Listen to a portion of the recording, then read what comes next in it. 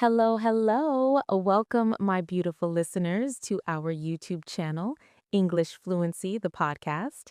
I am so excited for today's episode. If you are new here, I am your host, and I am joined today by my dear friend. How are you doing today? I am doing wonderful. Thank you for having me back. I always love talking to our students. It feels like we're all one big family learning together. Today is going to be great because we are talking about something everyone understands: daily routines. Exactly. Whether you live in a big city or a small village, you have a routine. And for our students, being able to describe your day is a huge step toward fluency. So let's start at the very beginning. Mark, what is the very first thing you do when you open your eyes? Well, to be honest, I'm an early bird. I love the morning. I usually wake up at 6 a.m. As soon as my alarm clock rings, I jump out of bed. I don't like to hit the snooze button.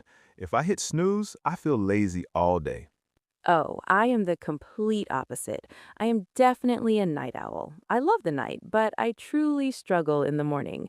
I usually wake up at 7:30 a.m., but I stay in bed for at least 10 minutes. I just lay there and think about my dreams or look at the sunlight on the wall. It's my quiet time. 10 minutes? That sounds dangerous. If I stay in bed, I'll fall back asleep and be late for everything. Once I'm up, I always make my bed. It's a small task, but it makes my room look clean and makes me feel like I've already finished one job. Do you make your bed or do you leave it messy? I do make it, eventually. But first, I have to go to the kitchen. My body feels very thirsty after sleeping. I drink a big glass of water, sometimes with a little lemon. Then I go to the bathroom to brush my teeth and wash my face.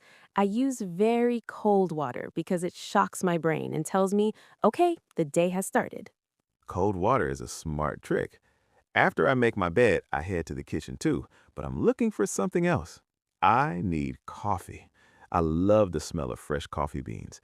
While the coffee machine is working, I do some light stretching. I reach for the ceiling and then touch my toes. It helps my muscles feel less stiff. That is very healthy of you. I prefer tea, usually green tea. While I wait for my water to boil, I check my to-do list. I have a small notebook where I write 3 big goals for the day. If I don't write them down, I feel lost. Do you use a list or do you just remember everything? I usually try to remember, but I always forget something. Maybe I should start a list like you. By 8:30 a.m., I am very hungry. I usually eat oatmeal with a banana. It gives me energy for the whole morning. What is your favorite breakfast? I like eggs and toast. It's simple and fast. After breakfast, I have to get ready for work. Even though I work from home for this podcast, I still like to put on nice clothes. I don't stay in my pajamas. If I wear professional clothes, I work better. That makes sense. I have to go to an office, so my routine involves a commute. At 8:45 a.m., I grab my bag and walk to the bus stop. It's a short walk, maybe 5 minutes. I like to look at the trees and say hello to my neighbors. That's lovely. What do you do on the bus? It must be a bit boring to just sit there. Oh, it's not boring at all. I use that time for my mobile classroom. I listen to podcasts or audiobooks in English. It's about a 20-minute ride, so that's 20 minutes of learning every single morning. Our students can do the same. If you're on a bus or a train, listen to our voices. That is such a great tip. Dead time, time where you are just waiting, is the best time to learn. Now, once you get to the office, what is the first thing you do? I check my emails. There are always many emails from the night before. I try to answer the most important ones first. Then I have a meeting with my team. We talk about our projects. What about you? Since you work at home, is it hard to stay focused? It can be. Sometimes I see my laundry or my cat and I want to stop working. But I have a rule. From 9 a.m. to 12 p.m., I only focus on work. I put my phone in a different room so I am not tempted to check social media. That is very disciplined. By 1 p.m., I'm ready for lunch. I usually bring a lunchbox from home, usually rice and chicken or big salad. I don't stay at my desk for lunch. I go to the small park near my office. That's important.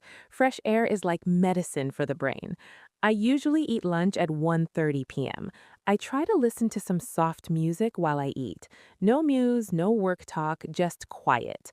Then I might take a 10-minute power nap. Do you know what a power nap is?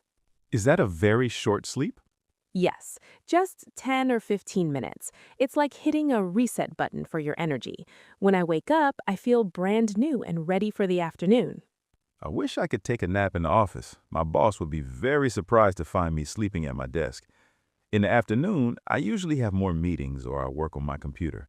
By 5 p.m., I'm ready to go home. The bus ride home is when I decompress. That means I let go of all the stress from the day.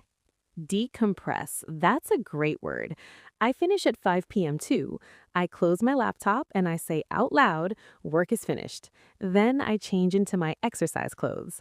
I like to go for a long walk or do a yoga video on YouTube. It helps me move my body after sitting all day. Yoga is great. I prefer the gym. I go 3 times a week. It's loud and busy, but I like the energy there. After the gym, I am starving. I head home and start making dinner around 7 p.m. Cooking is a hobby for me, so I don't mind the time it takes. What did you cook last night? I made a vegetable stir fry with spicy sauce. It was very hot, but very good. While I cook, I like to listen to music and sing. It makes the chores feel like a party. I love that. I usually eat a lighter dinner, maybe soup or a sandwich. After dinner, I have a very strict rule: no more screens, no laptop, no TV. I do the dishes, which I actually find very relaxing. The warm water and the bubbles make me feel calm. I'm the same. Cleaning the kitchen is the last task of the day. Once the kitchen is shining, I feel like I can finally relax. At 8:30 p.m., I usually sit on the sofa with a book. Currently, I'm reading a mystery story. It's very exciting. Reading is wonderful for the mind. At 9 p.m., I start my nightly beauty routine. I wash my face again, put on some cream, and take a very warm shower. The warm water tells my brain that it is time to sleep. Then I put on my favorite soft pajamas. That sounds very cozy. I usually take a shower in the morning, but maybe a night shower would help me sleep better. By 10 p.m., I'm in bed. I don't look at my phone. I have an old-fashioned alarm clock, so my phone stays in the kitchen. That is a great habit. Most people look at their phones in bed for hours and then they can't sleep. I get into bed at 10:30 p.m. Before I sleep, I do a gratitude exercise. I think of 3 things that went well today. Even if it was a bad day, I can always find something, like a good cup of tea or a nice sunset. That is a beautiful way to end the day. It focuses your mind on the positive. By 11 p.m., I'm usually fast asleep, dreaming about the next day. And then the cycle starts all over again. Now, before we finish this episode, let's talk about some of the special words we used. We want our students to really learn them. Great idea. Let's do a vocabulary focus section right now. I'll start. The first word is early bird. This is a person who likes to wake up very early. For example, Mark is an early bird. He loves 6 a.m. And the opposite is a night owl. That is a person who has more energy at night and sleeps late. I am a night owl. Then we mentioned the snooze button. That is the button on your alarm that gives you 5 or 10 minutes more of sleep. Be careful with that button. It can make you late. We also used the word commute. A commute is the journey you make from your home to your work. My commute is just 10 steps to my desk, but Mark's commute is a 20-minute bus ride. I like the word decompress. It means to relax and get rid of stress after a long day of work. You can decompress by walking, listening to music, or taking a shower. And finally, grateful. Being grateful means feeling thankful for the good things in your life. It is a very healthy habit for your mind. Those are wonderful words. Students, try to use one of these words in a sentence today. Yes, please write a sentence in the comments. We love to read them and correct them for you. Well, we have reached the end of our longest episode ever. Wow, time flies when you're having fun. Thank you for inviting me to talk about my day. It was very fun. Thank you for being here. And to our beautiful students, thank you for listening to every word. You are so dedicated, and that is why you are going to be fluent very soon. That's right. Every minute you spend listening to English is a victory. Keep going. We believe in you. Don't forget to like this video, subscribe to English Fluency, the podcast, and share it with a friend who is also learning English. Have a wonderful day and a wonderful routine.